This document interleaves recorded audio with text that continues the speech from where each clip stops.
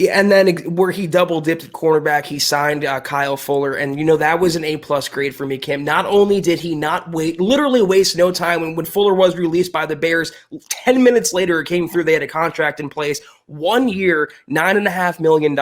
Not only are you paying him less than you paid Ronald Darby per year, you're paying Fuller less than what he got paid in Chicago last year and what he would have paid this coming season. So it was a coup for George Paton getting one of Vic Fangio's old pupils, a perfect cornerback for the system, and you're getting him on a prove-it deal, Kim, so he can prove his worth this year. He kind of was held hostage by Chicago. If he has a good year, the Broncos will do well, and he will get paid next offseason, so it's a win-win. A+ move on Kyle Fuller.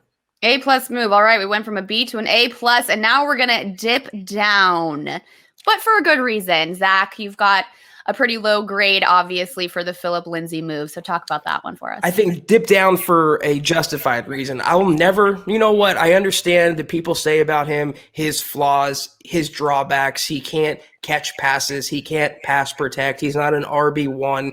You know what, though? If you have a weapon like Phillip Lindsay, you find a way to use him. You find a way to exploit what he does best. And what he does best is break games wide open. He showed that in 2018. He's a 2-time 1,000-yard rusher, former Pro Bowler, former undrafted free agent who's from their backyard in Colorado, went to school there, grew up a Broncos fan. It was a Hollywood Cinderella story, and it was just getting started. And you dump him. Why? Because of preconceived notions, and you're siding with Melvin Gordon and Pat Shurmur, a coach and a player who probably won't be there this time next year. Whereas Phillip Lindsay, I feel, will have a long career in the NFL, and he might not ever be a Hall of Fame running back, but he will definitely be a weapon for some team that uses him correctly, and I am rooting for him in Houston for that reason. This is a D- move for me in Peyton's first year as GM when he's preaching. This is the only blemish, I think, on his resume so far. He's preaching, I want to keep the core together. I believe in locking down my own players. Yet again, Phillip Lindsay draws the short stick. The one guy or one of the few guys on the roster who should not have a short stick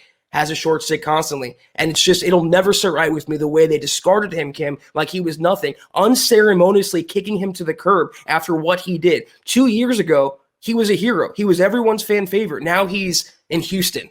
It's wild to me.